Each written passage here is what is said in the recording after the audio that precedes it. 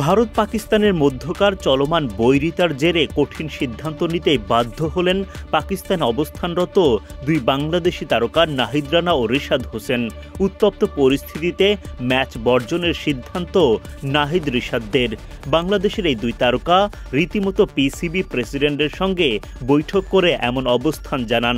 কেবল বাংলাদেশি এই দুই তারকাই নন, পিএসএলে খেলা অন্যান্য বিদেশিরাও ম্যাচ খেলার ব্যাপারে আপত্তি জানিয়েছেন। এবারের পাকিস্তান সুপার লিগে সব মিলিয়ে ৩ জন বাংলাদেশি তারকা সুযোগ পান। চোটে পড়ে লিটন দাস ফিরে আসেন টুর্নামেন্ট শুরুর আগেই। তবে রিশাদ আর নাহিদ ছিলেন পিএসএলে।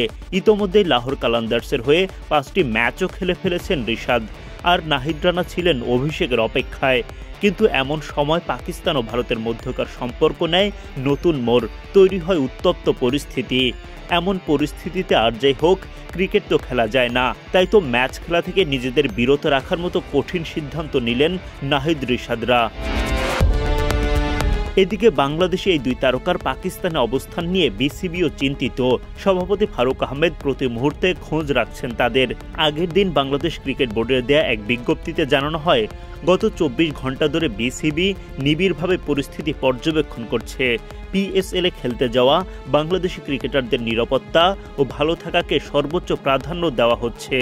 রিশাদ হোসেন ও নাহিদ রানার সাথে বিসিবি নিয়মিত যোগাযোগ করছে।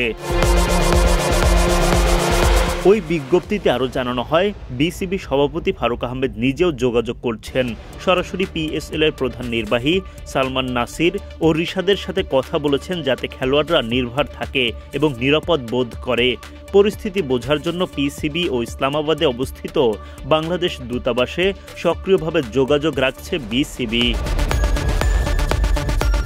এদিকে পিএসএল এর লিগ পর্ব একেবারে শেষ দিকে। রিশাদ ও নাহিদদের দলের ম্যাচও তেমন বাকি নেই। তাদেরকে আর কতদিন পাকিস্তানে অবস্থান করতে হবে সেটা নির্ভর করবে পয়েন্ট টেবিলে তাদের দলের অবস্থানের ওপর।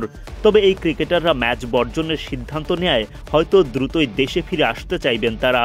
কোনো রকম বিপদ না বাড়িয়ে সুস্থভাবে দেশে ফিরে আসুক রিশাদ নাহিদরা, সেটাই হয়তো দেশবাসীর প্রার্থনা।